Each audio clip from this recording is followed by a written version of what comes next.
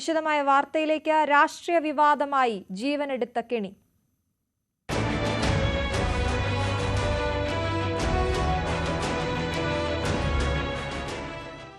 മലപ്പുറം വഴിക്കടവ് വെള്ളക്കട്ടയിൽ പന്നിക്കെണിയിൽ നിന്ന് ഷോക്കേറ്റ് 15-കാരൻ അനന്തു മരിച്ച സംഭവത്തിൽ പ്രതി അറസ്റ്റിൽ. കാട്ടുപന്നി ഇറച്ചിക്കു വേണ്ടി കെണിവെച്ച വഴിക്കടവ് സ്വദേശി വിനേഷാണ് അറസ്റ്റിലായത്. വിഷയം ജില്ലാ ക്രൈംബ്രാഞ്ച് അന്വേഷിക്കും. സ്കൂളിലെയും വീട്ടിലെയും പൊതുദർശനത്തിന് ശേഷം മൃതദേഹം സംസ്കരിച്ചു. നാടിന്റെ തീരാനോവാവുകയാണ് 10ാം ക്ലാസ്സുകാരനായ അനന്തു. ഫുട്ബോൾ കളിച്ച് മടങ്ങിവരുന്നതിനിടെ ഇന്നലെ വൈകിട്ടാണ് അനന്തുവിന്റെ ദാരുണാന്ത്യം. കാട്ടുപന്നിയെ പിടിക്കാനായി വൈദ്യുതി പോസ്റ്റിൽ നിന്ന് അനധികൃതമായി വലിച്ച കമ്പിയിൽ കാൽ തട്ടുകയായിരുന്നു. ഒപ്പമുണ്ടായിരുന്ന സുഹൃത്തുക്കളായ 4 പേരിൽ ഷാനു, യദു എന്നിവർക്കും ഷോക്കേറ്റു. ഇവർ ചികിത്സയിലാണ്. അനന്തുവിന്റെ വയറ്റിൽ 3ഇടങ്ങളിലായി പൊള്ളലേറ്റ മുറിവുണ്ട്. സംഭവത്തിൽ മുഖ്യപ്രതി വഴിക്കടവ് പുത്തരിപ്പാടം സ്വദേശി വിനേഷിനെ പോലീസ് അറസ്റ്റ് ചെയ്തു. പ്രദേശത്ത് കാട്ടുപന്നിയെ പിടികൂടി മാംസവ്യാപാരം സജീവമാണെന്ന് നാട്ടുകാർ നൽകിയ വിവരത്തിന്റെ അടിസ്ഥാനത്തിലായിരുന്നു അറസ്റ്റ്. പന്നിയെ പിടികൂടി മാംസവ്യാപാരം നടത്താനാണ് കെണിവെച്ചതെന്ന് പ്രതി പോലീസിനോട് സമ്മതിച്ചു. പ്രദേശത്തെ നായാട്ട് സംഘങ്ങളിൽ പ്രധാനിയാണ് വിനേഷെന്ന് നാട്ടുകാർ പറയുന്നു. പന്നി പിടിക്കാനായിട്ട് നടക്കണ രാത്രി ഇങ്ങനെ നടക്കണ ഒരു പാർട്ടി ആൾക്കാരുണ്ടാവും ഇവിടെ. അല്ലാതെ ഒരു കൃഷിനെ സംബന്ധിച്ച് എടുക്കണമല്ല, കൃഷിനെ ആശ്രയിച്ച് നിൽക്കണില്ല. ഒരു പന്നി വിറ്റ് കാശുണ്ടാക്കാനായിട്ടില്ല നടക്കുന്ന ആൾക്കാരാണ്. തോട് സ്ഥിരം നടക്കണ അങ്ങോട്ട് കൊണ്ട് റൂട്ടുണ്ടാവുമല്ലോ, അതിലെ വഴി. അതിന് ഇയാൾക്കെതിരെ മനഃപൂർവ്വമല്ലാത്ത നരഹത്യ ചുമത്തി. സംഭവം ക്രൈംബ്രാഞ്ച് അന്വേഷിക്കും. ജില്ലാ ക്രൈംബ്രാഞ്ച് ഡിവൈഎസ്പി സി അലവിക്കാണ് അന്വേഷണ ചുമതല. കുറ്റക്കാർക്കെതിരെ കർശന നടപടി വേണമെന്ന ആവശ്യം ശക്തമാണ്.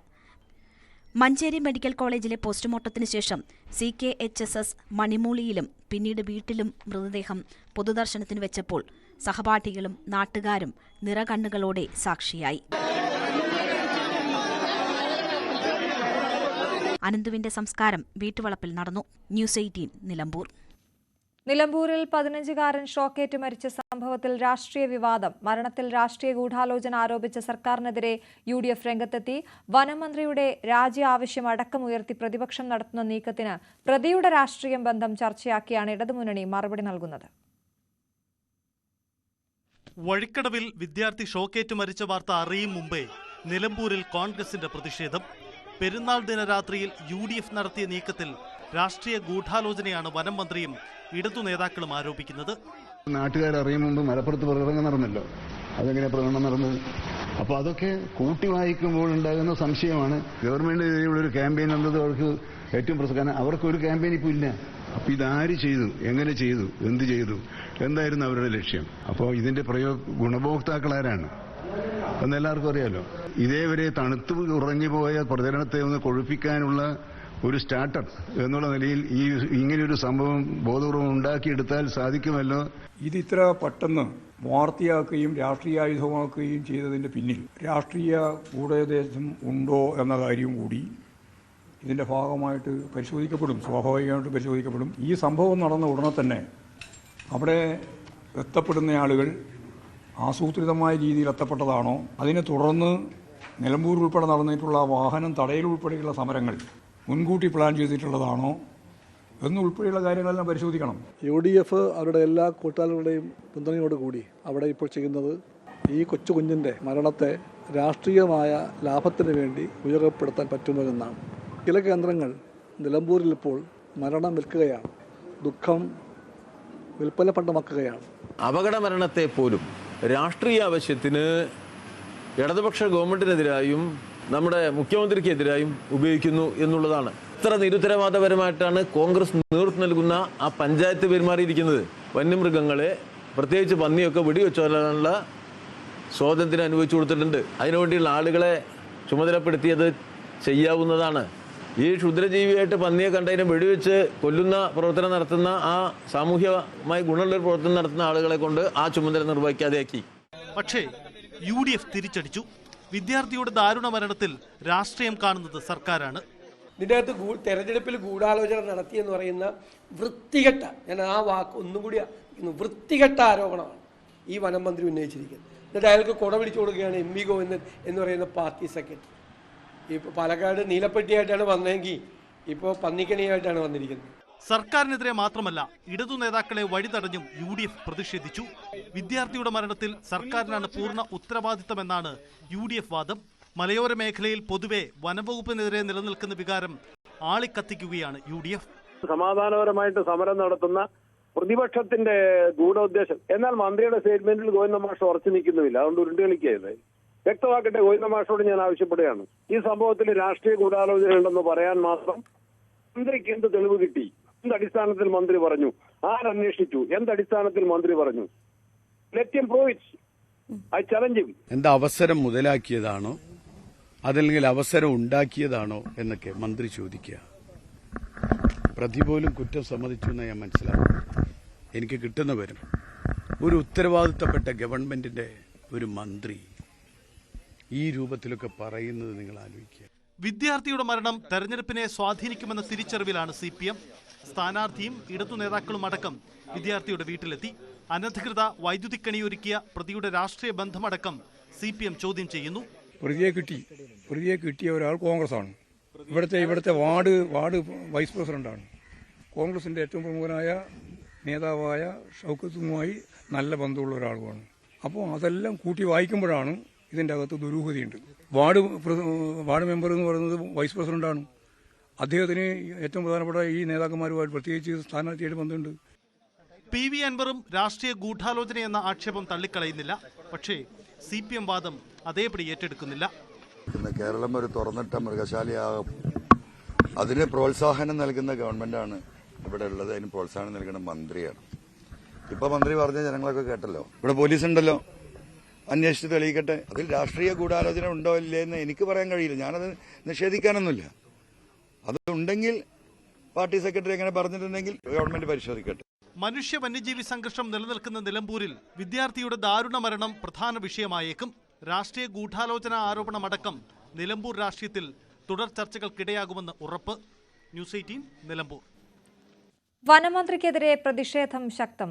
AK ശശീന്ദ്രൻ രാജിവെക്കണമെന്നും പ്രസ്താവന പിൻവലിച്ച് മാപ്പ് പറയണമെന്നും ആവശ്യപ്പെട്ട് യൂത്ത് കോൺഗ്രസ് പ്രവർത്തകർ പ്രതിഷേധ മാർച്ച് നടത്തി. മന്ത്രിയുടെ കോലവും പ്രതിഷേധക്കാർ കത്തിച്ചു.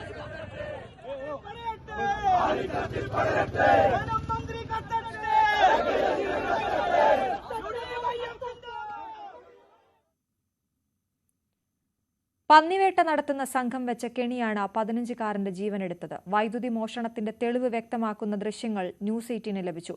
പ്രദേശത്ത് വൈദ്യുതി ഉപയോഗിച്ചുള്ള മൃഗവേട്ട വ്യാപകമാണ്. 15-കാരനായ അനന്തു എന്ന ജിത്തുവിന്റെ ജീവനെടുത്ത വൈദ്യുതി കെണി ഇവിടെ നിന്നാണ് തുടങ്ങുന്നത്. ഇത് തികച്ചും നിയമവിരുദ്ധമായി പന്നിയെ പിടികൂടാൻ വേണ്ടി അല്ലെങ്കിൽ കാട്ടുമൃഗങ്ങളെ പിടികൂടാൻ വേണ്ടി ചിലർ സ്ഥാപിച്ചതാണെന്ന് വളരെ വ്യക്തമാവുന്ന ദൃശ്യങ്ങളാണ് നമ്മൾ കാണുന്നത്. ഇവിടെ ഈ ലൈന് കടന്നു പോകുന്നത് കാണാം. കേബിൾ വഴിയാണ് നേരെ പ്രധാനപ്പെട്ട ലൈൻ കടന്നു പോകുന്നത്. പക്ഷെ അവിടെ നിന്നും ഈ ഇടത്തോട്ട് കടന്നു പോകുന്ന ലൈനിൽ നമുക്കിവിടെ കാണാം ഒരു മുളയുടെ വടി കെട്ടിയിട്ടുണ്ട്. ഈ മുളയുടെ വടിയിൽ മുകളിൽ ഒരു കമ്പി വെച്ച് അതിൽ കൊളുത്തിയിട്ടിരിക്കുകയാണ്. ഈ ലൈൻ കമ്പിയിൽ മുളവടി വെച്ച് ഈ ഒരു ഇലക്ട്രിക് കമ്പിയിൽ മറ്റൊരു കമ്പി കൊളുത്തിയിട്ട് അതുവഴി വൈദ്യുതി ചോർത്തി അല്ലെങ്കിൽ അതുവഴി വൈദ്യുതി മോഷ്ടിച്ച് ഈ ഒരു തോട്ടിന്റെ കരയിലൂടെ മറ്റ് മൃഗങ്ങളെ പിടിക്കുവാനും അല്ലെങ്കിൽ നായാട്ടിനും എന്ന തരത്തിൽ തന്നെ വൈദ്യുതി കടത്തിവിടുന്നത് നമുക്കിവിടെ നോക്കിയാൽ കാണാൻ സാധിക്കും. ഇവിടുന്ന് ഈ ലൈൻ കമ്പി ഇത് മുകളിൽ നിന്ന് വൈദ്യുതി ചോർത്തി വരുന്ന മോഷ്ടിച്ചു വരുന്ന കമ്പിയാണ്. ഈ കമ്പിയാണ് നേരെ ഈ പ്രദേശത്ത് ഈ കുട്ടികളുടെ അപകടത്തിന് ഇരയാക്കിയ മറ്റൊരു കമ്പിയിലേക്ക് വൈദ്യുതിയുമായിട്ട് പോയിട്ടുള്ളത്. അങ്ങനെ കൃത്യമായ വൈദ്യുതി മോഷണം, വൈദ്യുതി മോഷ്ടിച്ച് വന്യജീവികളെ അല്ലെങ്കിൽ പന്നികളെ അടക്കമുള്ള ചെറിയ ജീവികളെ പിടികൂടാൻ സ്ഥാപിച്ച ഒരു കെണിയിലാണ് ഈ കുട്ടിയുടെ ജീവൻ എടുത്തതെന്ന് പറയാൻ നമ്മളിപ്പോൾ ഈ തോടാണ്. ഈ തോടിന്റെ താഴെ വശത്താണ് ഈ അപകടം സംഭവിച്ചത്.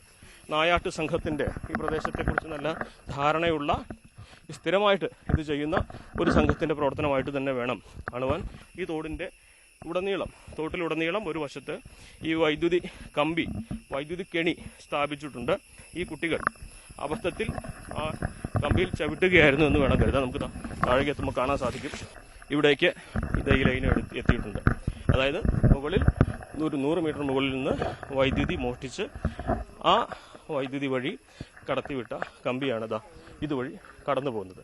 ഇവിടെയാണ് ആ കുട്ടികൾ അപകടത്തിൽ അവരുടെ ചെരുപ്പ് നമുക്ക് കാണാൻ സാധിക്കും. ഇവിടെ ഈ തോടിന് കുറുകെ ഈ ലൈന് വന്ന് കടന്നു പോകുമ്പോൾ തോട് കടക്കാൻ ശ്രമിച്ച കുട്ടികൾക്ക് ആ കമ്പിയിൽ ചവിട്ടി അപകടമുണ്ടാവുകയും അതിൽ ഒരാൾ വെള്ളത്തിൽ ഷോക്കേറ്റ് വീഴുകയും മറ്റ് 5 പേരുണ്ടായിരുന്നു.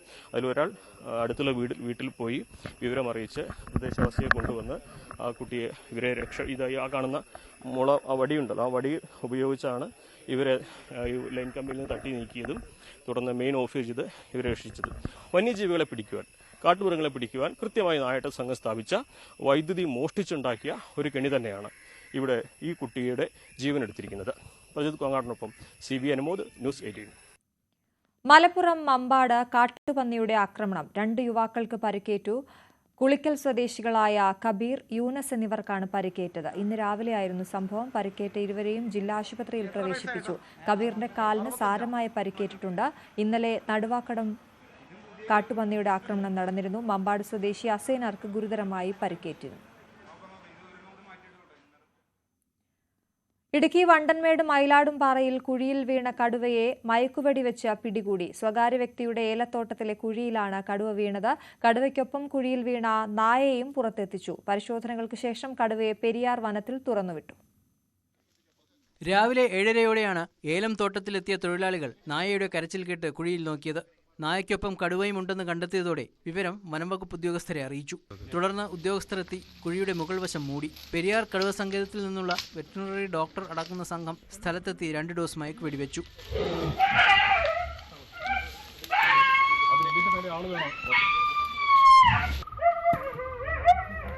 കുഴിയിലകപ്പെട്ട നായയ്ക്കും മയക്ക് വെടിവെച്ചു. തുടർന്ന് 1.5 മണിക്കൂർ കൊണ്ട് മയങ്ങിയ ഏകദേശം 2 വയസ്സ് പ്രായമുള്ള കടുവയെയും നായയെയും പുറത്തെത്തിക്കുകയായിരുന്നു. ഇന്ന് രാവിലെയാണ് ഇങ്ങനൊരു കടുവ ഇവിടെ അടുത്തുള്ള ഒരു പൊട്ടക്കിണറ്റിൽ വീണിട്ടുണ്ടെന്നുള്ള വിവരം ലഭിക്കുന്നത്. ആ വിവരത്തിൻ്റെ അടിസ്ഥാനത്തിൽ അപ്പോൾ തന്നെ സ്റ്റാഫ് ഇവിടെ എത്തി, RRT ബന്ധപ്പെട്ട ജീവനക്കാരെത്തി, ഡോക്ടർ എത്തി. അതിനെ വളരെ ഭംഗിയായിട്ട് തന്നെ ട്രാങ്കുലൈസ് ചെയ്തു. ഇനി തേക്കടിയിലേക്ക് കൊണ്ടുപോവുകയാണ്. തേക്കടിയിൽ കൊണ്ടുപോയി ടൈഗറിന് വേണ്ടുന്ന പരിശോധനകൾ നടത്തിയതിനു ശേഷം അതിനെ കാട്ടിലേക്ക് റിലീസ് ചെയ്യാനാണ് തീരുമാനമുള്ളത്.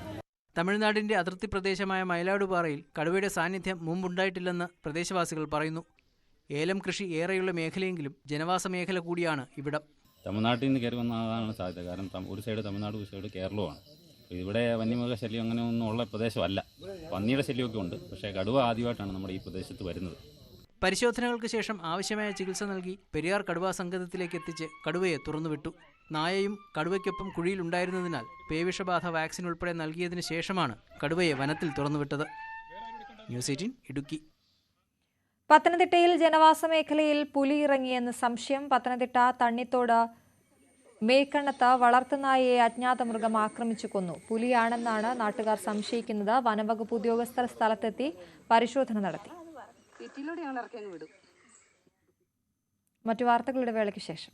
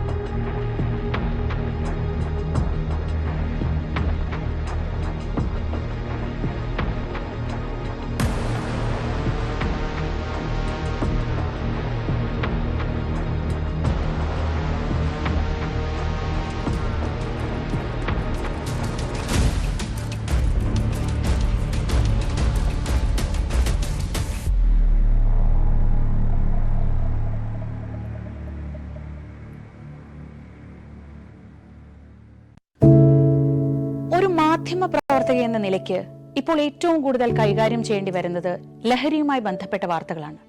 കൊച്ചുകുട്ടികൾ മുതൽ യുവാക്കൾ വരെ എല്ലാവരും ഉൾപ്പെട്ടിരിക്കുന്ന ലഹരിയുടെ ഒരു വല. എന്താണ് നമ്മുടെ യുവതലമുറയ്ക്ക് സംഭവിക്കുന്നത് എന്നൊക്കെ എല്ലാവരും ചോദിച്ചു കാണും. പക്ഷേ അവരുടെ പ്രശ്നങ്ങളെ, അത് കുട്ടികൾ മുതൽ യുവാക്കൾ വരെ, അവരുടെ പ്രശ്നങ്ങളെ കേൾക്കുന്നതിന്, മനസ്സിലാക്കുന്നതിന്, ഒരു പരിഹാരം പറയുന്നതിന് മുതിർന്നവരായ നമുക്ക് എത്രമാത്രം കഴിയുന്നുണ്ട്? അവരിൽ ഉണ്ടാകുന്ന ചെറിയ മാറ്റങ്ങൾ നമ്മൾ തിരിച്ചറിയാറുണ്ട്. അവരുടെ ചുറ്റുമുള്ളത് ഒരു മായാലോകമാണ്. സോഷ്യൽ മീഡിയയുടെ, വീഡിയോ ഗെയിമുകളുടെ, സിനിമയുടെ, വാർത്തയുടെ വലിയ വിവരശേഖരത്തിന്റെ ലോകം. ആ ലോകത്തിനകത്ത് കുരുങ്ങിപ്പോകുന്ന കുട്ടികളെ തിരിച്ച് യഥാർത്ഥ ജീവിതത്തിലേക്ക്, മണ്ണിന്റെ മണമുള്ള ജീവിതത്തിലേക്ക് തിരിച്ചു കൊണ്ടുവരാൻ നമുക്കും കഴിയേണ്ടതല്ലേ? അവരെ കേൾക്കാൻ, അവരിൽ ഉണ്ടാകുന്ന മാറ്റങ്ങൾ തിരിച്ചറിയാൻ, അവരുടെ പ്രശ്നങ്ങൾക്ക് പരിഹാരം കാണാൻ നമുക്ക് മാത്രമേ കഴിയൂ. ചേർത്ത് പിടിക്കാം നമ്മുടെ കുട്ടികളെ. ലഹരിയുടെ വലയിൽ കുരുങ്ങാതെ അവരെ കാത്തുരക്ഷിക്കാം.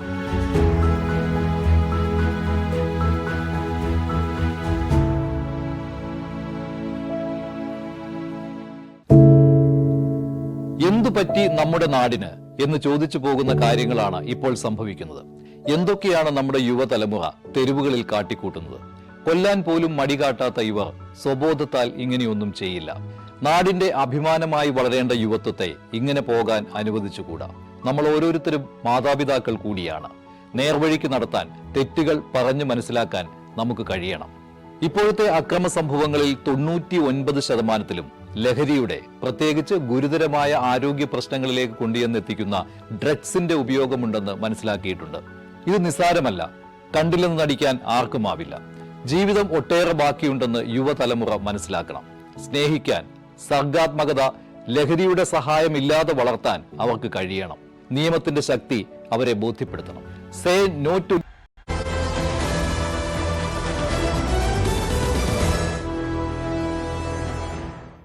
വീണ്ടും വാർത്തയിലേക്ക്. നടൻ ജി കൃഷ്ണകുമാറിന്റെ മകളുടെ സ്ഥാപനവുമായി ബന്ധപ്പെട്ടുണ്ടായ സാമ്പത്തിക തട്ടിപ്പ് കേസിൽ വഴിത്തിരിവ്.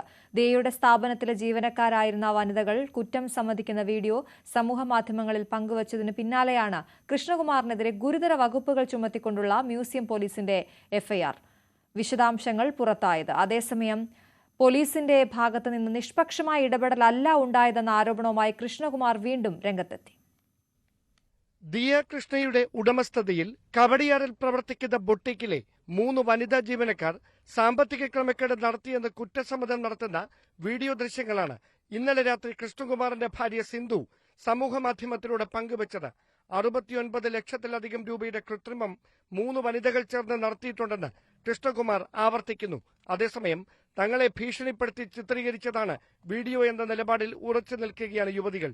പണം നഷ്ടപ്പെട്ടയാൾക്ക് അതിന്റെ വേദന മനസ്സിലാകുമെന്നും അതുകൊണ്ടാണ് ഈ രീതിയിൽ വനിതാ ജീവനക്കാരെ ചോദ്യം ചെയ്തതെന്നും കൃഷ്ണകുമാർ വ്യക്തമാക്കി. ഈ വകുപ്പുകൾ ഇട്ടതോ എനിക്കെതിരെ ഇങ്ങനെ നോൺ ബെയിലബിൾ വാറണ്ട് ഉണ്ടെന്നോ ഒന്നും ഞാൻ അറിഞ്ഞിട്ടില്ല. ഇന്നലെ ചാനലിൽ വന്നു, അതിനുശേഷം നിങ്ങൾ വന്നപ്പോഴാണ് നിങ്ങൾക്ക് ഈ വാർത്ത കിട്ടിയെന്നറിഞ്ഞു. അങ്ങനെയാണ് ഞാൻ അറിയുന്നത് പോലും എനിക്കെതിരെ എഫ്ഐആറിന്റെ ഡീറ്റെയിൽ എന്താണെന്ന്. ഈ ക്രിമിനൽ ആക്ടിവിറ്റി ചെയ്തവരുടെ പിന്നിൽ ആരാണ്? ഈ കുട്ടികൾക്ക് അതിനുള്ള കഴിവൊന്നുമില്ല. ഇവർ സാധാരണ കുട്ടികളാണ്. ഇവരുടെ കയ്യിൽ പണം ഇരിക്കുന്നതുകൊണ്ട് ആരോ ഇടപെട്ടാണ് ഈ പ്രശ്നം ഇത്ര വലുതാക്കിയത്. കേസ് കൊടുക്കുന്ന ഞങ്ങൾ, കൗണ്ടർ പോസ് കേസ് കൊടുത്തവരുടെ ഇത് വെച്ച് അന്വേഷിച്ച് ഞങ്ങൾക്കെതിരെ നടപടി എടുക്കുന്നു. അവർക്കെതിരെ ഇതുവരെ നടപടി തുടങ്ങിയിട്ടില്ല. ചീറ്റിംഗ് കേസാണ്, റിമാൻഡിലാവേണ്ട കാര്യമാണ്. ആരോപണ വിധേയരുടെ ബാങ്ക് സ്റ്റേറ്റ്മെന്റ് പരിശോധിച്ചാൽ ഇടപാടുകളുടെ തെളിവുകൾ ലഭിക്കുമെന്നും കൃഷ്ണകുമാർ പറയുന്നു. അടുത്ത ദിവസം സംഭവവുമായി ബന്ധപ്പെട്ട എല്ലാവരുടെയും ബാങ്ക് ഇടപാടുകളുടെ വിവരങ്ങൾ പോലീസ് ശേഖരിക്കും. തുടർന്നാകും മറ്റ് നടപടികളിലേക്ക് കടക്കുക. അതിനിടെ കൃഷ്ണകുമാറിനെതിരെ പോലീസ് എടുത്ത കൗണ്ടർ കേസിന്റെ എഫ്ഐആറിലെ കൂടുതൽ വിവരങ്ങൾ പുറത്തുവന്നു. പണം നൽകിയില്ലെങ്കിൽ മാനഭംഗപ്പെടുത്തുമെന്ന് ഭീഷണിപ്പെടുത്തി ലൈംഗിക ചുവയോടെ സംസാരിച്ച് പരാതിക്കാരുടെ വസ്ത്രത്തിൽ പിടിച്ചു വലിച്ചെന്നും എഫ്ഐആറിലുണ്ട്. താൻ ആദ്യം നൽകിയ പരാതിയിൽ അന്വേഷണം നടത്തുന്നതിനേക്കാൾ തിടുക്കത്തിലാണ് ആരോപണ വിധേയരുടെ കൗണ്ടർ കേസിൽ മ്യൂസിയം പോലീസ് അന്വേഷണം നടത്തുന്നതെന്നാണ് കൃഷ്ണകുമാറിന്റെ ആരോപണം. ന്യൂസ് 18 തിരുവനന്തപുരം. അമ്മയും ഫെഫ്കയും സംയുക്തമായി നടത്തിയ ചർച്ചയിൽ ഉണ്ണി മുകുന്ദൻ മാപ്പ് പറഞ്ഞിട്ടില്ലെന്ന് അമ്മ പ്രതിനിധി ജയൻ ചേർത്തല. അനുരഞ്ജന ചർച്ചയ്ക്ക് ശേഷം വിപിനും ഉണ്ണി മുകുന്ദനും മാധ്യമങ്ങൾക്ക് മുന്നിൽ പ്രസ്താവന നടത്തരുത് എന്ന് ഫെഫ്കയും അമ്മയും ആവശ്യപ്പെട്ടിരുന്നു. എന്നാൽ വിപിൻ അത് ലംഘിച്ച് മാധ്യമങ്ങൾക്ക് മുന്നിൽ ഉണ്ണി മുകുന്ദൻ മാപ്പ് പറഞ്ഞെന്ന നുണ പറഞ്ഞു. 4 മണിക്കൂർ നീണ്ട ചർച്ചകൾക്കൊടുവിൽ പ്രശ്നം പരിഹരിച്ചിരുന്നെന്നും ജയൻ ചേർത്തല ന്യൂസ് 8 നൽകിയ അഭിമുഖത്തിൽ വ്യക്തമാക്കി. ശനിയാഴ്ച അമ്മയുടെ ഓഫീസിൽ വെച്ച് ഫെഫ്കയുടെയും അമ്മയുടെയും നേതൃത്വങ്ങൾ ഉണ്ണി മുകുന്ദനും വിപിനും തമ്മിലുള്ള തർക്കം പരിഹരിച്ചിരുന്നു. എന്നാൽ ചർച്ചയിലുണ്ടായ ധാരണകൾക്ക് വിപരീതമായി വിപിൻ ഒരു ദൃശ്യമാധ്യമത്തിന് ഫോണിലൂടെ ചർച്ചയെക്കുറിച്ച് തെറ്റിദ്ധാരണജനകമായ വിവരങ്ങൾ ഞായറാഴ്ച നൽകിയത് തികഞ്ഞ അച്ചടക്ക ലംഘനമാണ്. ചർച്ചയിൽ ഉണ്ണി മുകുന്ദൻ മാപ്പ് പറഞ്ഞു എന്ന വിപിൻ കുമാറിന്റെ അവകാശവാദം ശരിയല്ല. വിപിൻ ധാരണാലംഘനം നടത്തിയ സാഹചര്യത്തിൽ വിപിനുമായി യാതൊരു രീതിയിലും ഫെഫ്ക സംഘടനാപരമായി സഹകരിക്കില്ലെന്നും അച്ചടക്ക നടപടി സ്വീകരിക്കാനും തീരുമാനിച്ചിരിക്കുന്നു. ഇതായിരുന്നു ഫെഫ്ക ഇന്നത്തെ വാർത്താക്കുറിപ്പിൽ വ്യക്തമാക്കിയത്. ഇതിന് പിന്നാലെയാണ് അമ്മ പ്രതിനിധി ജയൻ ചേർത്തല വിപിൻ കുമാറിനെതിരെ തിരിഞ്ഞത്. വിപിൻ ചെയ്തത് തെറ്റാണെന്നും ചർച്ചയിലെടുത്ത തീരുമാനത്തിന് വിപരീതമായിട്ടാണ് വിപിൻ മാധ്യമങ്ങൾക്ക് മുന്നിൽ പ്രതികരിച്ചതെന്നും ജയൻ ചേർത്തല ന്യൂസ് 18 നൽകിയ അഭിമുഖത്തിൽ വ്യക്തമാക്കി. ബിബിൻ പോയി രാത്രി ചാനലിൽ കയറി സംസാരിച്ചത് അതെനിക്ക് ബിബിനോട് യോജിക്കാൻ പറ്റും. അത് എഗെയിൻസ്റ്റ് ദ കണ്ടീഷൻ, തന്ന വാക്കിനെതിരാണ്, അത് മര്യാദയല്ല. ഈ രണ്ട് സംഘടനകളെയും പുള്ളി മോശപ്പെടുത്തുകയല്ലേ ചെയ്തത്. അമ്മയ്ക്കും ഫെഫ്കയ്ക്കും നാണക്കേടായില്ലേ.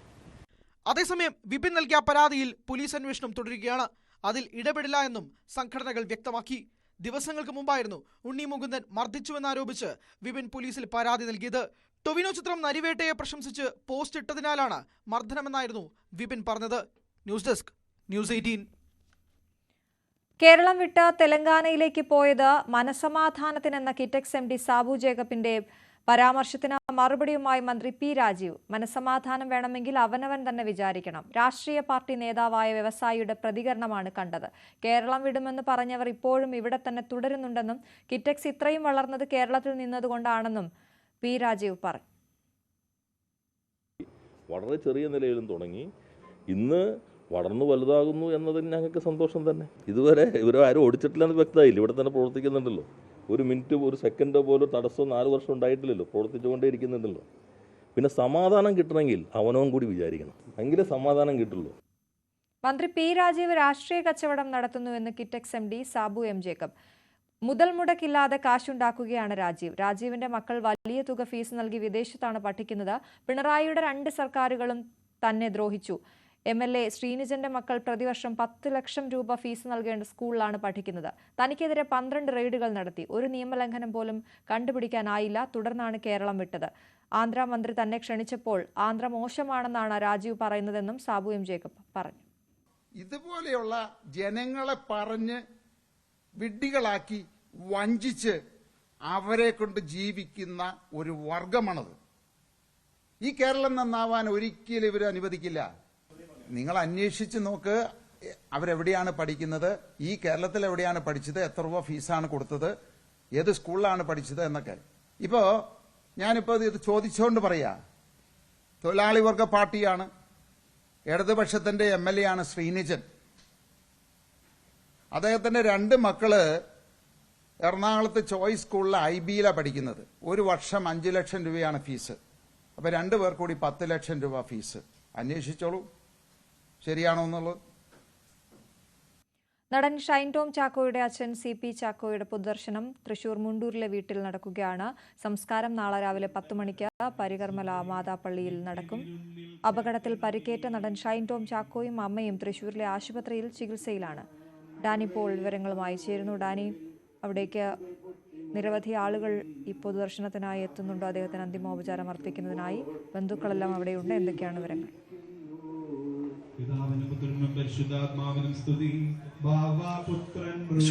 വൈകിട്ട് 4 മണിയോടുകൂടിയാണ് മൃതദേഹം ഇവിടേക്ക് മുണ്ടൂരിലെ വീട്ടിലേക്ക് എത്തിച്ചത്. ഇവിടെ ഇതിനുശേഷം പൊതുദർശന ചടങ്ങുകൾ തുടങ്ങുകയായിരുന്നു. ഷൈനിൻ്റെ വിദേശത്തുള്ള 2 സഹോദരിമാർ എത്താനുണ്ടായിരുന്നു. അതുകൊണ്ടാണ് ഇത് സംസ്കാര ചടങ്ങുകൾ ഒരു ദിവസത്തേക്കൂടെ ദീർഘിപ്പിച്ചിരിക്കുന്നത്. നാളെ രാവിലെയാണ് 10:30-ക്കാണ് മുണ്ടൂർ പരികർമ്മല മാതാപള്ളിയിൽ സംസ്കാര ചടങ്ങുകൾ നടക്കുന്നത്. ഇപ്പോൾ മൃതദേഹം മുണ്ടൂരിലെ വീട്ടിൽ പൊതുദർശനത്തിന് വെച്ചിരിക്കുകയാണ്. നിരവധി പേർ, നാട്ടുകാരായ നിരവധി ആളുകൾ ഇവിടേക്ക് എത്തിച്ചേരുന്നുണ്ട്. ഷൈൻ ഇവിടെ നാട്ടുകാർക്കിടയിലും അതോടൊപ്പം തന്നെ പിതാവ് CP ചാക്കോ നാട്ടുകാർക്കിടയിലും എല്ലാം തന്നെ വളരെയധികം പരിചയങ്ങളും ബന്ധങ്ങളുമുള്ള ഒരാളാണ്. ഇവിടേക്ക് സിനിമ രംഗത്തുള്ള ചിലരും ഇവിടേക്ക് വന്നു പോകുന്നുണ്ട്. കൂടുതൽ പേർ നാളെയോടുകൂടി ഇവിടെ എത്തുമെന്നാണ് പ്രതീക്ഷിക്കുന്നത്. പ്രത്യേകിച്ച് പള്ളിയിൽ അന്തിമോപചാരം അർപ്പിക്കാൻ എത്തുമെന്നാണ് കരുതുന്നത്.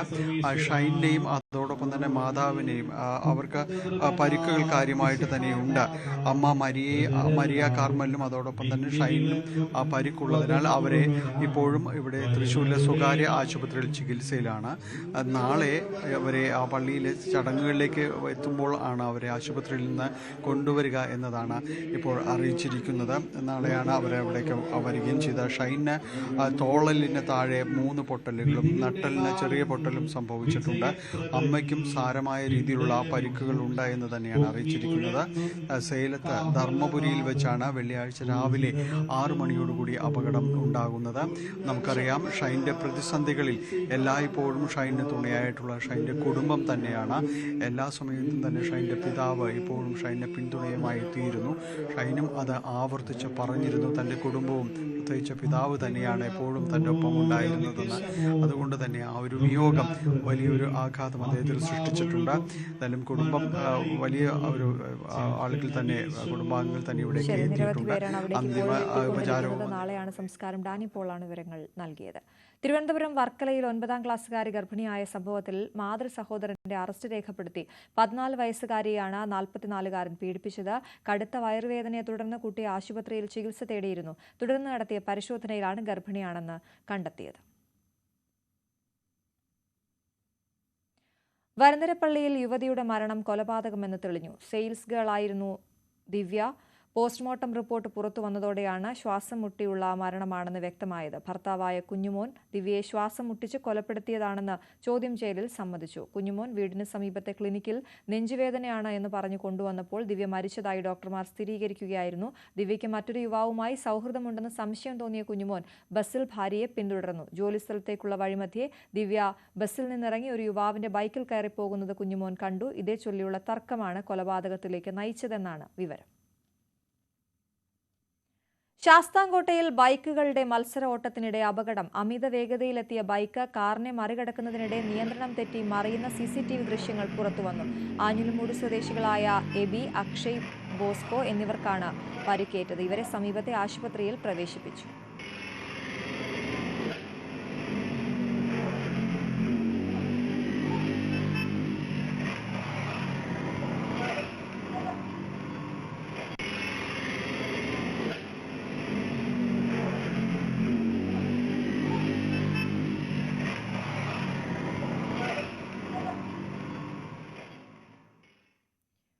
യുവേഫ നേഷൻസ് ലീഗ് ചാമ്പ്യന്മാരെ ഇന്നറിയാം. കലാശപ്പോരിൽ സ്പെയിൻ പോർച്ചുഗലിനെ നേരിടും. രാത്രി 12:30-ക്കാണ് മത്സരം. സെമി ഫൈനലിൽ ഫ്രാൻസിനെ മറികടന്നാണ് സ്പെയിൻ ഫൈനലിന് യോഗ്യത നേടിയത്. അതേസമയം ജർമ്മനിയെ കീഴടക്കിയാണ് ക്രിസ്ത്യാനോ റൊണാൾഡോയുടെ പോർച്ചുഗൽ അവസാന അംഗത്തിന് യോഗ്യത നേടിയത്. 3ാം സ്ഥാനക്കാരെ കണ്ടെത്താനുള്ള ലൂസേഴ്സ് ഫൈനലിൽ ഫ്രാൻസ് ജർമ്മനിയുമായി ഏറ്റുമുട്ടും. ഇന്ത്യൻ സമയം വൈകിട്ട് 6:30-ക്കാണ് ലൂസേഴ്സ് ഫൈനൽ. ലൈവ് at 6 പൂർണ്ണമാകുന്നു. ഇനി സകലമാന കേരളത്തിൽ ദിൽന ചേരും. നമസ്കാരം.